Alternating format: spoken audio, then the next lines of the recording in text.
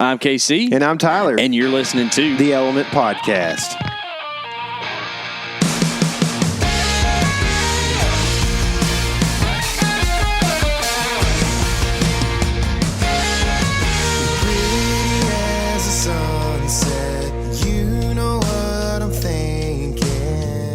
What is happening, y'all? This is the Element Podcast. Man, I feel like we haven't done this in so long. I know.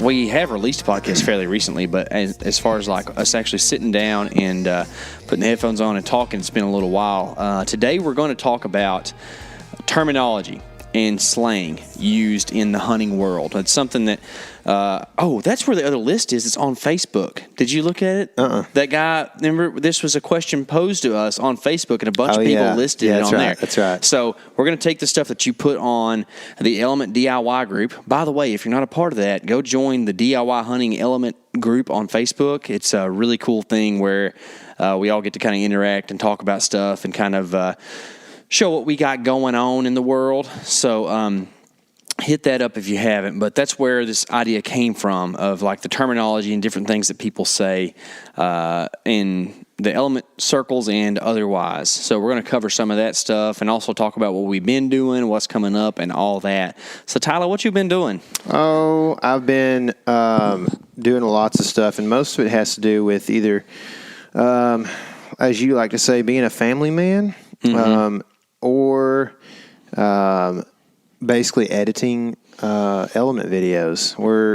We've been trying to crank out the last of the element videos from kind of December, I guess, hunting, and kind of what, just in full transparency, what we get a lot of times this time of year is we see a decreased interest in deer hunting as people start to move on to warmer weather, I guess, and fishing and turkey, a lot of people and stuff like that. So I can kind of see that starting to happen through our YouTube channel, and we're going to put a few more videos out there, and then we're going to kind of move on into the more educational type stuff that we really do enjoy doing quite a bit of, and further into hogs and fishing and all that kind of stuff, and hopefully some turkeys as well.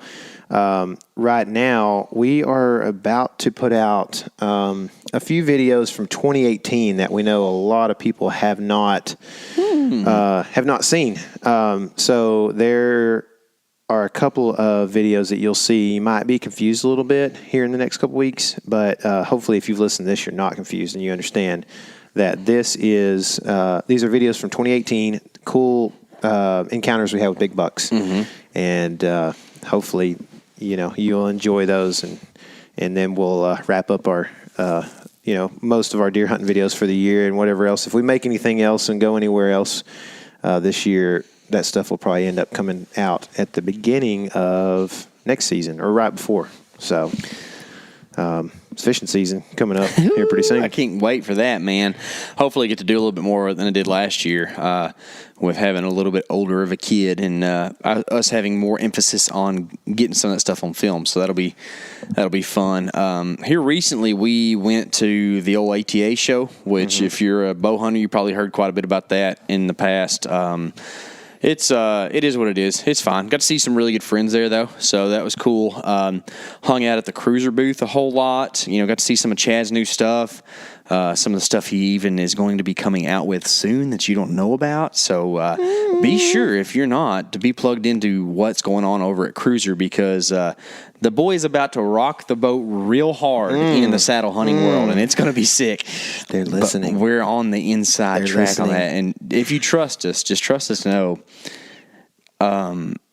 you're going to be real excited about what he's got going on at Cruiser, because he's got some revolutionary stuff that's not going to cost a bunch, which is hardly ever one of the things that are in the same vein there. So shall be good. I know, dude, you got to sit up to not roll. You know what I'm saying? Yeah, I'm trying to put the horns on my head. Oh, are you? Yeah, that's cool. So that was ATA. It snowed a bunch on the way up. Took us forever to get there. Hung out, came home. But so with that. You talk about the hog video already? I don't know if I did. Okay. We should have. I don't know if we did or not. But we're kind of running a bunch of things right now. We're actually doing a live YouTube as well. Yeah. And trying to gather everything. This is how we roll. We roll by the seat of our pants. That's right. So, yeah, we've got a hog video that we'll be releasing pretty soon. I don't know when this podcast is going to come out. Tomorrow. We don't know anything. I mean, we just fly by the seat of our pants. But there will be Saturday, there will be a podcast or a video of me shooting 2 hogs that we stocked up on and going Smoke City on them. And it's pretty cool. You know, if you like hogs, man, they're fun to shoot. I will say that, dude. Yeah, the old Vectors put the hammer. Actually, the Zimmer on them. Wasn't the hammer. It was Tyler shot him with the ZMR. Put the Zimmer down on them. You'll learn a lot more about that pretty soon. But Tyler got to shoot a prototype arrow this year that's really bad to the bone. A little bit lighter than the hammer, but still definitely in the heavy, high FOC type. It's in that 200 grain range. Yeah, exactly. Yeah, kind of like a dart, you know. But that's going to be Tim Wells, baby. It's fun to watch, dude. Yep. You smoke. Oh, that second pig especially. Yeah. Like when they squeal, that's when you know it's good. Oh, yeah. Oh, yeah. And that pig was not far in the woods. No. So, anyway, that's definitely going to be something that comes soon. Then you'll see the 2018 deer stuff as well. We were trying to get on some hogs just a second ago, and they disappeared on us. How do we know they were back there? Because we use the Moultrie mobile app, which connects to our Moultrie cell cameras. And we're running, actually, that's a Delta back there, but they've got a new model. It's called the Base. They've done a bunch of improving in the hardware and elsewhere. And hardware and elsewhere. Yep, that's what it is out there in the technical world. Yep. And that's funny.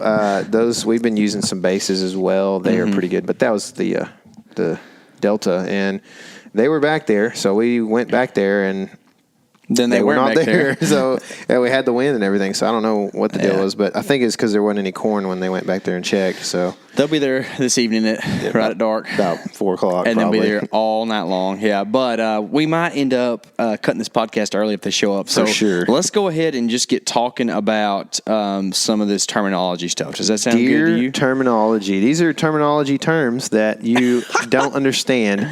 Things that we say. I know there are way more of these. We've had trouble thinking of them ourselves, and so I understand that you guys have not been able to think of many either, but we've got some, and then we can talk about some generic things that some might not know, but most of you guys will know. The origination of this is that Facebook thing, and I sent you the text with that in there, so you might want to start with that if you want to be kind of the things that we rock and roll with to kind of get it rolling. Yeah. So we've got details of deer verbiage here. This is who sent this to us. We need to give this guy a shout out. Yeah, Steve Moody. Steve did a good job with this. And if you're listening on YouTube, you can throw down on the comments if you got any questions about what things mean or what we say that's weird. Deer sign. So there are different types of sign that people who are new to this would want clarification of, right? Poop. Can you do that one? I feel like it's the excrement from a deer's behind. Yep. It's what happens whenever they eat food. It goes through their gastrointestinal system and then leaves the body. They're left behind with poop. Does he want like how that relates to sign and stuff, or are we just doing terminology clarification? I don't know. It starts out kind of weird with this stuff, but then it gets a little crazy, a little cooler. We're actually going to do a video series on this real soon. Yeah. We're leaving on Monday to go do about 3 days worth of production that we're going to talk about deer signs. So why don't you just? So he has poop tracks, nibbled briars, etc. I think that's an interpretation of deer sign stuff. That's going to fall more into the videos that we're going to do. Let's hop down to saddle. Saddle. He says, I kind of know. So what a saddle is it's something that you hang out of in a tree, and it goes around your butt and hangs you. And we use cruiser saddles. They are very comfortable, and not all saddles are created equal. They're not, yeah. But I'm not sure if he's asking about that kind of a saddle. Those are the ones that we killed lots of deer out of. You tell him a little bit more about that, and I'll do the other one. Okay, so I love those saddles. I killed 3 deer out of them. Nebraska, South Dakota, Colorado out of the cruiser this year. And then the other, you could say I killed one out of a geographical saddle as well. And I was actually shooting from the saddle, but it was a tiny little saddle on the side of this little hill, and I shot a big Kansas. It's getting confusing. So a saddle can be a replacement for a tree stand or an alternative to a tree stand, right? That's kind of what like the saddle you wear would be, right? And then there's like you're talking about like with geography, like a topographical feature is a saddle, which is kind of a low point between two hills or points of elevation. So those are the two types of. What's a finger? A finger, daddy finger, daddy. That's a thing that my kid watches. It's so terrible, so dumb. But a finger is usually just like an intrusion or peninsula of something into something else when you're talking about habitat or terrain. So usually when I'm thinking about finger, I'm thinking about finger of timber. Okay. That's what comes to mind. It's like if you're in Iowa hunting and there's this big cornfield, but a lot of times there'll be like a ditch or something that's not tillable, and there'll be timber that kind of juts out into that cornfield. That's what I think about when I think about a finger. Shaped like a finger. Actually, the first thing that came to mind for me was the geographical or the terrain feature of like if you're looking at a ridge, a big ridge system, you've got these finger ridges that come off the sides of it. Yeah, that's a good point too. Yeah, I think it depends on who's talking, right? If you're listening to somebody from northern Iowa or something, they're probably talking about fingers of off of ridges. If you're listening to somebody in corn country in flatland, they're probably talking about fingers of timber. You know, it just kind of depends on who you're listening to and then what they're talking about. And obviously. If you're fishing, fingers can be little side coves on a main cove too. Yeah. You know, it's really just something that juts out into. It's an intrusion into like a monotonous habitat, pretty much. Just depends on the context. Context matters, right? That's K.C.? right. Context is key. Yep. What about weenus?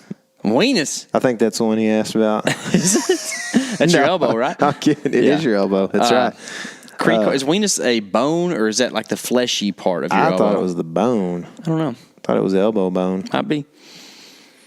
Anyway, I don't know if they have any weenuses in the deer woods or not, but got a couple howdies over there on YouTube. What's up, y'all? Oh, hey, y'all. So creek horn. Tyler, what's creek horn? A creek horn is not a creek horn; it's a creek horn, and it is something that you created.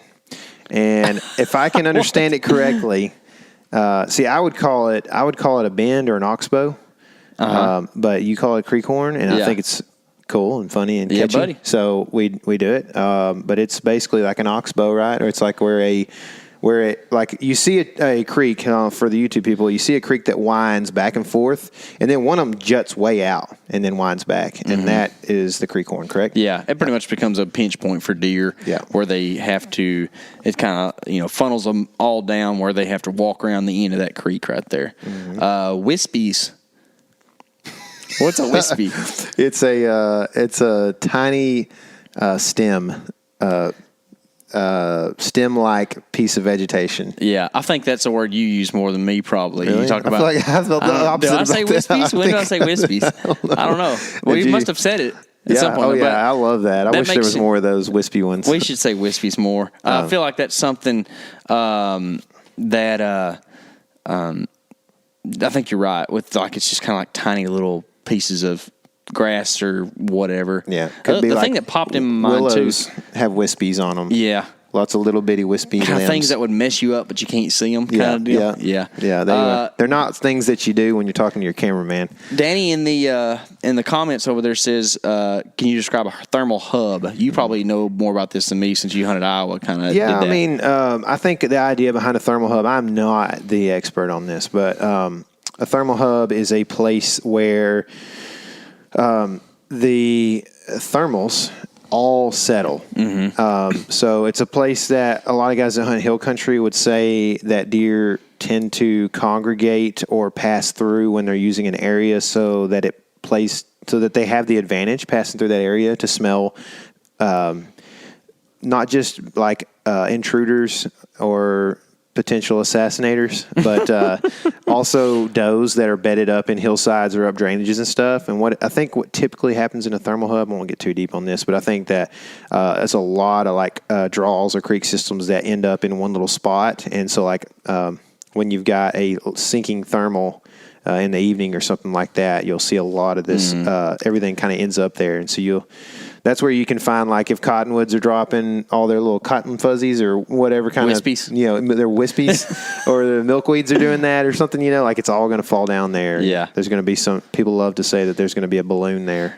Sitting there. I don't know. That's kind of weird. Dakota says we just need to clarify thermals in general. So thermals it's like wind, but instead of just being caused by the gravitational pull of the earth, it's caused by, wind's caused by a lot of different things. But this thermal wind is caused by the sun either existing or not existing in that scenario. It exists. I'm not saying this right very good. If the sun goes down, things cool off, and that temperature change causes the air to move certain ways. And when the sun comes up, the air warms, and it causes it to move certain ways. And that's called a thermal because it's dependent on the temperature, like a thermometer, thermal. Yeah. It's really just a small wind. If you're in Colorado, it can be big. It depends on the situation. But I mean, it's a kind of a smaller version of wind, basically. Yeah. And because wind is dependent, like you said, upon a lot of things, but also upon temperature. Regular wind usually kind of trumps thermals, but if you have a morning where there's no wind, you can really get away with some neat stuff because of thermals. Because pretty much as soon as the sun comes up, if there's no wind, it just all goes straight up. Yeah, so all of your wispy scents will rise up in the morning, right? That's right. What's a rub line, Tyler? It's a line full of rubs. It's usually several rubs that you can follow down a trail, and that's sometimes it's on an edge, and sometimes it's just through random, like, small stem, high stem count, small stem vegetation. And so it ends up like if you're walking down a trail and you see several rubs, then that is a rub line. Does it mean much? Not to me, but I don't pay a ton of attention to it. Yeah. But I do note it. So it means there's bucks in the area. It means that. And then if you need to know more about the travel direction, that can help you as well. Yeah. Also, which side of the stick the tree is rubbed, which side of the tree is rubbed, can show you which direction he's coming from. Of course, you got to figure out if that's morning or evening. Yeah. Scrape line's kind of similar to that. That's another one on here where we pay more attention to scrapes than rubs. I think both of us do, right? Because you can actually kill a deer over a scrape because they'll return to it pretty often. Not that they won't return to rubs, but scrapes are just a little bit more of a social thing than what rubs are. And a scrape line is kind of weird. I don't know if I've really seen a situation where a deer is running a scrape line. However, they do kind of, like on a scrapey type morning, especially, they'll kind of hit a couple of them, right? But I think whenever we're talking about that, it's like you see these fields that have overhanging limbs on them that are, a couple 100 yards long. There'll be a scrape every so often down through there, and that's a scrape line. You might be able to kind of string together a line of scrapes in the deep woods or something, but who knows if it actually means a lot. I mean, what do you think? Does it mean a whole lot if you can say over 300 yards you can find 5 scrapes? And is there really a line in there? I don't. I personally think that, yes, there can be, but I think it would be so hard to figure out in a lot of situations. Yeah. I've seen, there was a place that I have access to hunt still. That's it's pretty wide open, but it's got like a tree line that goes east and west on the north side of this property, and there's scrapes all the way down it, but it's because the tree line's there. I don't think that you can necessarily bank on the fact that deer always going to be walking east and west there. I know they're not, actually, because they're going north and south to get to food. Now, once they get to the tree line, they might kind of buzz down a few of those scrapes or whatever. So, but I mean, I think you got to figure out where a scrape is advantageous to be hunted, but also advantageous to be used by the buck. We talk about the 90-degree wind thing a lot. And I don't know if we're supposed to be getting this deep into this stuff. Probably not, but I'm bad about that. So, okay. Pre-rut, rut, post-rut. Pre-rut is the time before deer are breeding does. A lot of chasing and stuff like that going on during pre-rut. What about rut? Well, if you're talking about rut, as most people talk about it, it's the just raging chasing period.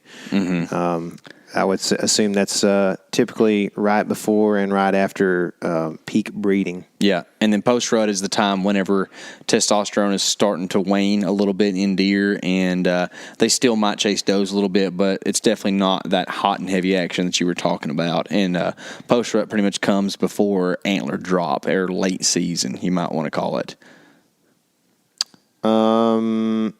Kip the string. I don't know. I don't know that one either. Now, he might have meant to put something different on there. I don't know. I think I've heard that before. I was thinking, when I hear kip the string, I guess you need context, but I was thinking that it could be like another way of saying jump the string, like a deer jump the string. Yeah, that might be right. That sounds like it could be the case. And I was thinking also maybe it has to do with the way the string touches your face when you go to your anchor points. Mm-hmm. That's cool. Two thoughts. So, along on that post, other people commented. Jeff Helen says maybe a list of names for big bucks, toad, hammer, etc. What are other slang terms you use for big bucks? Slob, yeah. Slob body. You say slob body a lot. Slob body, yeah. Toad body, square body. I use square body. You been using mop head or something like that? Dust mops. I like big head a lot. Mm-hmm. What else? I don't know. Big buck. Tank is one that people use. Cranker. I like saying cranker. That's funny because that's a Yankee term. I know. For I sure. kind of adapt those. Like I like saying coolie too. Yeah. It's coolie to say. That's right, man. Yeah. Yeah. Cranker. That's a good one. What is Chancey Walters has a few of them, doesn't he? Magnum. Mega. I said Magnum in Kansas a few times. Yeah. You can't just throw that one around. Yeah. Like it's got to be for real. Yeah. Big head. Now that wouldn't be thrown around. You know. Yeah, exactly. It's just a big old buck. Yeah. You know. Let's see. Mega is one. Bradley Harrison wants to talk about the different variations in the way people stop deer. Oh, this guy says slunger.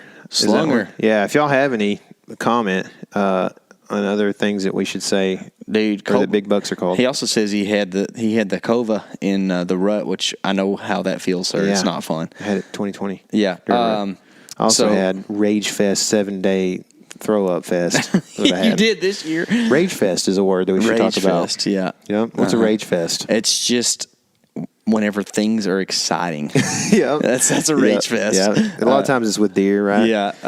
And sometimes it can be bad too. Like a rage fest can also be like when you're raging over things. Yeah, it's like when like when you're BHA and you say something you probably shouldn't have to a bunch of hunters and then they rage fest on you. You know what I mean? It's funny. Bradley Harrison wants to know about the different variations of how you stop deer, how people make noises to stop deer. Hammer stud. Hammers, yeah. We'll keep throwing those in there. Do you have a particular way you stop deer usually? Well, Hunter suggests that I use the Bob White quail version. That's weird, dude. Yeah. Even in East Texas, where Bob Whites haven't existed since like the 70s. Mm-hmm. So, because deer love to stop and look at Bob Whites. That's right? Exactly that's the main reason is that everybody loves a Bob White, and the deer know that. That's such a rare animal around here. Mm-hmm. I don't typically use the quail noise though. I'm a gadwall honker, is what I am.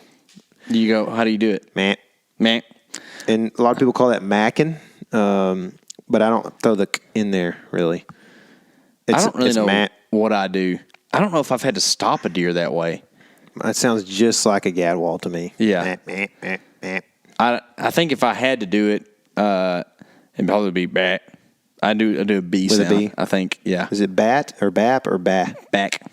Back? Yeah, back. You're backing them? Mm-hmm. You're trying to be like Bill Winky and find them. That's what I do. I do back because remember in 2020 I had a rage fest. Speaking of, at high noon I had 2 bucks chase a doe right underneath my saddle, and I was just backing so hard and they would not stop. What is high noon? High noon is 12 o'clock on the dot. Is it? Yeah. Yeah, which is the not saddle actually, you were in was not actually a topographical saddle. Right? I was actually in a what you might call a creek crossing at that point in time, but not a crick crossing. Not a crick. What's a crossing. crick? A crick is a mispronounced version of creek. Yeah, that you're offensive to native peoples when you say crick because They are the Creek Indians. Oh, yeah, interesting. So that's yeah. Are you sure they that. didn't call themselves the Creek Indians? They probably called themselves something completely different than that. I bet. But yeah. So meh is something people say apparently quite a bit. Danny says meh. Yeah, I think he's just like whatever. I would suggest not meowing them. Some people go meow, and it doesn't work very good. Yeah, there's some people that whistle. I think the whistle could be good. Especially if it's like kind of quiet. I feel like whistle's a thing that I see rifle hunters do more. Oh yeah, for sure. Yeah, yeah. I can't do that loud whistle that people do with their fingers either. and like spread their lips out real far. Yeah, I can't do do tiny that. lips, so I can't really do anything like that. Yeah. I think most people are macking them and stuff. I think a more accurate version would be like a. But like that doesn't carry very good. No, it doesn't. You know what I mean? That's what my back kind of is. It's a little bit of a grunt sound. Yeah. But that's what the Mac's supposed to be too, but it ends up sounding like a gadwall with a higher pitched, sound or whatever. I tell you, I tried to stop a pig the other day, and the only way I could get him to, I could not get him to stop with grunts because I was going, bleh, bleh. That's how I stop pigs usually. He would not stop. And then I had to go like that to make him stop. And then the other day when you were hunting pigs, I did that the first go around and it stopped her. Yeah. And that was a mistake on our part. So you rut pigs? You rut them? Rut. Yeah. Rut. Kind of. Rut. Yeah. Is that the guy down at the bow shop? Yeah. Or is that Vret? That's Vret. Oh, okay. Yeah. Rhett was the guy in college, the most athletic guy I've ever met. His name was Rhett. But, not Red Atkins, though. No, not Red Atkins. Okay, so Clicking like a turkey works in the East. I have tried that. I actually tried that in Nebraska. You remember that? Yeah. So there was lots of turkeys around in Nebraska 2020. We were seeing a lot of turkeys, and I thought, and we had seen them on this property, and I knew that if this deer came out and spooked, that I was going to cluck him like a turkey because the sun was behind us, and I knew we were on the ground. And I knew we looked like little black, turkeys or whatever, maybe. And I thought he definitely isn't going to think we're, two deer or whatever. LBTs. So, yeah. Little black turkeys. Small or whatever. And so, yeah, that's it. And so when he took off, I went, and he stopped. But it took him, he was flying so fast that he was like 90 yards before he stopped. And dude, I caught so much flack on YouTube. Not a bunch, but like there was a couple of guys who were like, "What are you doing?" That's all right. Clucking them. They didn't film their hunt in September, did they? No, they didn't. No. At least they didn't show me. What's a LBB, Tyler? It's a little brown bird or a little baby buck, depending on it can who be you a are. little baby buck. Yeah, that's right. That's right. So that's it for the Facebook post. Now we got some other ones that we've kind of collected as well. Tyler, what's a pinch point? It's a point that pinches, and it's a point on a map where something takes the deer movement and funnels it into an area. It's the same thing as a funnel, I think, personally. I don't think that there's a difference that people can give you, but there might be. But it's basically where you're taking a lot of deer movement in a big area and bringing it down into a small area, which is advantageous for hunters, but also especially bow hunters. I think that you're right. There's not much difference, but if I was trying to be nitpicky and find a difference, a funnel would be a longer version of a pinch point. So you have like how like if you're putting oil in your car, the funnel has like a spout on the bottom end that it comes out of. Mm-hmm. Maybe that's the difference, but pretty much they're about the same thing, I think. Gotcha. What's my hairdo called? It's called a skullet because you have skull on top and a mullet in the back, so it's called a skullet. Yeah. That's what happens when you're balding. Rut raging rooster. Tyler, explain rut raging rooster. A rut raging rooster is there are animals in this world that you've seen videos of that don't understand how much danger they are in around people. You know what I mean? Yeah. Like you see, I think there's a video that's been online I've been seeing a couple times lately where this like young bull elk, he's like a good solid bull, but he's kind of young. He is fired up, and this guy's driving his truck real slow past him, and that thing just puts about 12 holes in the side of his truck. And it's like, dude, you just don't know that I could just run you over with this truck, you know? The pheasant can be that way, I guess. And in 2017, we shot a deer named Nameless. On that trip, we're driving around, and we see this pheasant on the side of the road, and we're flying, dude. And I'm like, there's a pheasant. And we get the camera up just in time to get some footage of him. And that dude, like, about near charged our truck. It was weird. It was real weird. He like went, did his like pheasant deal and like bowed up and splayed out all his hackles and like flapped at us and everything. And we looked at each other like, what just happened? We got challenged by a pheasant. That was cool. So that's a red raging rooster. In 2017, when you shot that nameless buck, what release were you shooting? I'll shoot a cobra. What do you shoot right now? I shoot a cobra. Why do you shoot so many cobras? I shoot so many cobras. I've actually only shot 2 cobras in my bow hunting career. Yeah. I shot a cobra from the time I was 16 till 2020, I think, is when I started shooting that different cobra. Mm-hmm. And I don't know. It's like one of those things where it's like, if it ain't broke, fix it. Don't fix it. And I mean, it lasted so long. It's quality release. Might as well just stick with it. And I like Jake too, you know. So he's the owner. But yeah, it's just worked and it continues to work. So Kill a bunch of deer. I like to not have to worry about things like that. Mm-hmm. Yeah. Yeah. So yeah, shot every deer I've ever shot with a cobra with a bow. Isn't that crazy? That is crazy. This deer back here. Y'all know what deer this is? If you do, comment below. If you know what deer that is, comment below on the YouTube video. One guy, this is not terminology, but he wants to know how much you think it distracts hunters when they're trying to stop a deer from making a good shot. Oh, like how much harder does it make it to make the shot? I mean, it's something. Yeah. You have to kind of, like, I don't think that personally I can, like, burn a hole in one and also do the stop and not have to kind of refocus. Yeah. I think it kind of rushes you a little bit, too, because you're like, oh, the deer now knows I'm here. Yeah. Yeah. But I also think it ups your chances of killing that deer as opposed to letting him walk away out of your life. So, and you might need to weigh that out a little bit because, like, if you're hunting private and you know you're going to have, like, you've got this deer patterned. I mean, for instance, you on the ranch, oh, dadgummit. No, never mind. There was a situation when Tyler had a big deer at 50. Cotton Creek got it. He got it. Okay, so you passed the ranch buck at a pretty far shot one time, right? Or was it a different 49? Yeah, because you knew that, like, you'd have a chance if you kept after it, right? And so that's kind of the same thing on that. It's like if you're on public land and you need to mac one because you haven't seen a deer in 6 days, mac him down, right? Mm-hmm. But if it's on your own property or some private you have, might kind of just let it go would through. not get a pass at 49 this year. Because he ain't getting a pass at 60. My neighbors shot every buck they could possibly shoot this year. So, that's definitely not happening. What? Oh, by the way, there's another thing about the Rut Raging Rooster. It ended up becoming a thing that was a lot like a rage fest at times. It's like if something is exciting, it's also could be a Rut Raging Rooster. You know what I mean? And we also shorten it to Rut Ragers a whole lot. Yep, that's right. Rut Ragers. When you say Rut Ragers a bunch, anytime there's any chase act, Rut Ragers, dude. Yeah. What about acorns, K.C.? Acorns are acorns. I can't even say it to where it sounds much different. But it's the fruiting body or seed, you might say, of a oak tree. That's an acorn. It's I used to, you tell your kid about it, or when I did, at least I would say that's an acorn.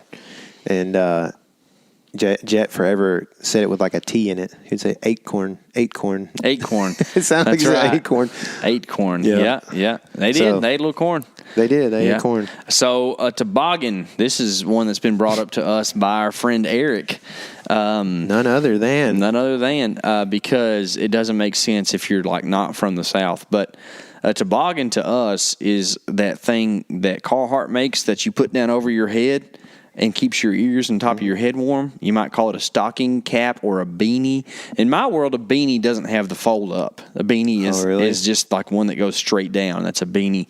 But it's not a sled to us. Like I would not see a big sled and call that a toboggan. Do you know what a slouch cap is?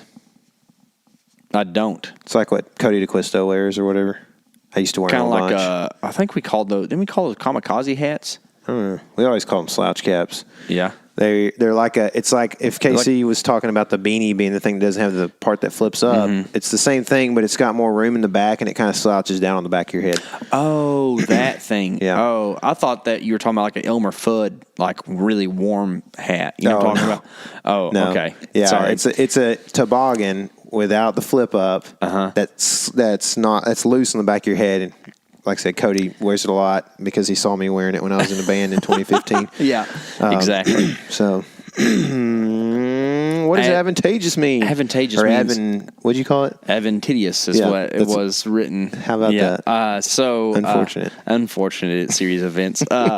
Advantageous means that you have a detail or situation that puts you in an advantage, whether that is in... your tactic or in time of day or whatever it might be. It means, I would say, if I want to turn right at the upcoming exit, it would be advantageous for me to be in the right lane. That is advantageous. It would be. KC?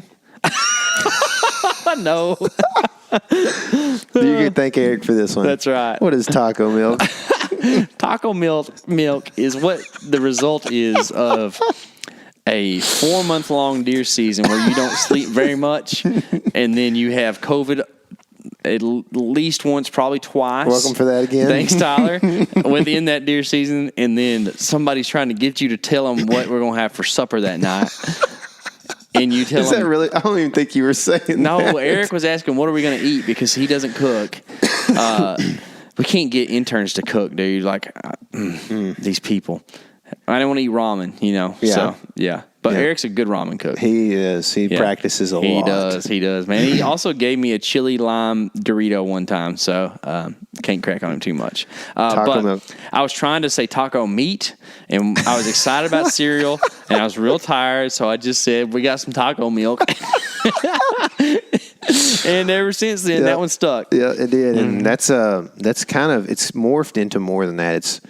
It's a term that can, like many of these, can lots mean of milks. Lots of things. Yeah. There's different kinds of milks. There are different kinds of things with different viscosities that could that are not even milks. Another one in the same vein. What is good? Oh my goodness! I wish Hunter was here to tell this one, but it's an awkward moment, is what it is. Yeah. If somebody just says good, it's an awkward moment. You might could leave it at that. Let him tell that the next time we get him on the podcast. Okay, That'd be pretty funny. I feel like we're going to forget. No, by the time I'll remember that one. Okay, y'all remind us because that story is real good. Yeah, good. It's real good. It for sure is. That's a good one, man. So yeah, taco milk. Y'all remember that, and we might have to make a taco milk shirt one day. Saddle. We already went through that one. That's a different saddle, huh? LDGG. This is a movement, right? This is a movement. This is a hashtag, bro. Let's dadgum go.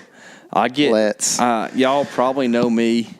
I'm not big on the profanity or even the, really like replacement with just like the word or the letters or whatever. But I do say dadgum a lot. I say crap a lot, which I'm going to try to stop saying crap so much. But I'm all right with dadgum. You got to use a word of some sort, right? Yeah, an expressive word. Yeah. You know what I mean? So let's dadgum go. It's kind of an adaptation of what you might hear Tom Brady say from time to time. Yeah. Is that where he got it from you? Yeah. Yeah. Yeah. I've heard him say let's dadgum go a lot. I bet. Let's dadgum go. Where'd you get rutting around, Tyler? A good buddy of mine named Wes Lowry.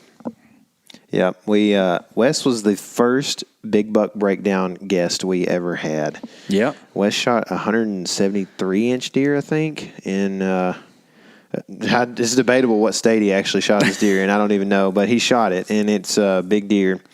And he said rutting around at one point, talking about what the deer was doing, I think. Down there rutting around. We looked at each other and we're like, rutting around. I like okay. Yeah. So we've been using that for to describe what a deer is doing. Usually, rutting around, in my opinion, is a softer version of a rage fest. Mm-hmm. It's like it's kind of like he's pretty interested. He may be out snooting around a little bit. He may even be running a little bit, but snooting around like that. Snooting around. Yeah. I feel like a deer can rut around by himself. Yeah, exactly. But a deer cannot rut rage by himself. No, he's got to have another some other form of life. Yeah. Yeah. So rutting around, snooting is something that we should talk That's about. right. Too. I mean, deer rut around with their snoots most of the time. That's exactly right. Like it's the thing they use almost the most. I mean, they're thinking with a different part of their body, but they are snooting around a whole bunch. That's right. Pigs do that. They snoot a lot. They do. That one you shot the other day, she snooted for sure. That means they're using their nose as like what they're trying to, the tool that they're using. So. Sean says didn't go 20. I'm not sure if that's what he wants to explain. But I don't know where that came from for sure. I think that came from Rut Daniels, but I don't really know. I'm not real tuned into that stuff. Rutting around Daniels. Yeah, but that's. I mean, it's. I think it's just what it means, though. If you're wondering, I don't know if you are or not, but it means it's what like people say when they talk about how good they shot something. Yeah, and typically it's more than 20 yards that it runs, but a lot of people like to say didn't go 20. Well, it's hard to put them down within 20. You did it one time that I know of, but it was kind of cheating because he ran past your tree. He still ran like 40 yards, didn't he? Yeah. The Iowa buck? Yeah. Yeah. Yeah, he ran more than 20 yards. So he went 20 for sure. Well, he didn't go 20 from you. He went over 20. Yeah, he didn't go 20 from me, but he went 20 overall. I shot a doe one time out in West Texas that it was in a feeder pen, and it jumped out of the feeder pen and tipped over. With a bow? Yeah. Yeah. It was like 8 yards. You didn't go 20 with a gun a lot easier you can with a bow. Yeah. You also shot a doe in Rains County about 2018? 17? That didn't go 20, but she ran like 60. Yeah. But she died at the base of the tree. Big old moon. Big old half moon circle. Yeah. There comes some loud people. Ragers. Hey, we're podcasting. Thanks. Oh no. Oh, good. Chicken ragers. Okay, so 1.5. What's 1.5? That is a deer that is 1.5 years old. Yeah. It's kind of funny. I think you started this because people say it's 2.5 or 3. And it's like, well, he can't be 3. It can be 3.5. Yeah. But so it's kind of like a fun way to say, just kind of go along with that deal. Yeah, it's also easier than saying 1.5. Yeah. 1.5. You can just say it all that way. Yeah. 3.5. I mean, that's what I've tried to do some, but it's easier to say 1.5. What's funny is, you know how in math you're supposed to pretty much round up at 5? So, like, if you're averaging things out or you're rounding to the nearest whole number, once something gets to 0.5, you round up. In deer, I always round down. So a 2.5 is a 2-year-old. Yeah. Yeah. Yeah. We're just countercultural here in the deer world. Sure are, man. Always. Where is Smoke City? Dan Beeler wants to know. It is wherever the Element Crew goes, baby. Usually. Smoke City is a metaphorical place that we visit every time we shoot a deer real good. Yep, Smoke City. It does follow you around when you kill. It's Smoke City is not a place that stays put. Yeah. So, HTH. That's Hunter the Hunter. Yep. Yeah, he's aptly named. It's not HTK. No, not Hunter the Killer. Dang, dude. It's so... Yeah. You love not having him on the podcast so you can just rage him. Because no, he ain't going to listen. No, he ain't. He's too busy. Way too astute for him. Yeah. Corn hogs. That is a big old doe that is mean and doesn't let other does eat while she's there. That's kind of what I would think a corn hog is. Or I guess a buck can also be a corn hog. Yeah. I feel like it could refer to anything that's just hammering your corn. Yeah. Could be raccoons even. I think while I talk about that doe, we should maybe list the doe names. Yeah. It'd be kind of fun. Good idea. Yeah. Nannies. We call them nannies a lot. Goat heads. Dobies. Yeah, the dobies for sure. Mule heads. Slicks. Yeah. Long nose. Yeah. Nanny-headed doe. Slick snooters. Yeah. Yeah, snooters for sure. Got some of them snooters down there. Mad heads. Yeah. What else?